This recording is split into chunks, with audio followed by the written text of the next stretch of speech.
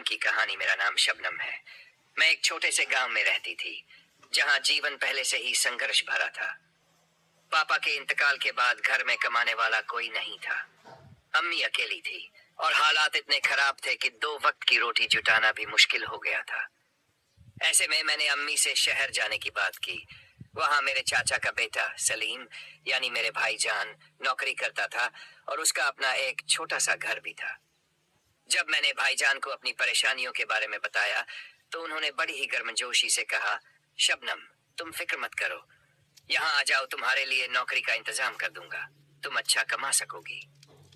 मैंने कहा कि मेरे पास टिकट के पैसे भी नहीं है, तो उन्होंने खुद ही मेरा टिकट भेज दिया। अगले ही दिन मैं गांव से शहर चली गई। जब उनके घर पहुंची तो चाचा, चाची और सलीम ने मेरा स्वागत किया। चाची ने कहा, बेटा सलीम ने हमें सब कुछ बता दिया था और कुछ दिन पहले तुम्हारी अम्मी से भी बात हुई थी। मैं तो तभी तुम्हें बुलाना चाहती थी, लेकिन सोचा कि शायद तुम्हारी अम्मी अकेली बेटी को भेजने में हिचकिचाएंगी। अब जब तुम आ ही गई हो तो घबराने की जरूरत नहीं, नौकरी भी लग जाएगी और खाने पीने की चिंता भी मत करो, ये घर तुम्हारा भी है। उनकी बातों से मुझे बहुत सुकून मिला। मैंने दिल से उन्हें धन्यवाद दिया और कहा, चाची जान, आजकल के जमाने में अपनों के दिल भी बदल जाते हैं। आप जो मेरे लिए कर रही है उसके लिए मैं हमेशा शुक्रगुजार रहूंगी। चाची मुस्कुराई और बोली, बेटा तुम भी तो हमारी बेटी जैसी हो, तुम्हारे लिए हम नहीं करेंगे तो कौन करेगा।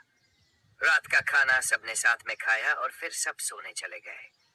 मैं चाची जान के साथ सो गई।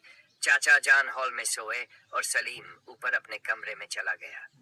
अगली सुबह वह मुझे नौकरी दिलवाने ले जाने वाला था, पर मुझे यह अंदाजा नहीं था कि जिन पर मैंने भरोसा किया वही मेरा सबसे बड़ा नुकसान करने वाले थे।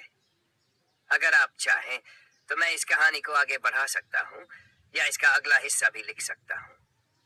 क्या आप चाहेंगी कि मैं अगली कड़ी भी तैयार करूँ?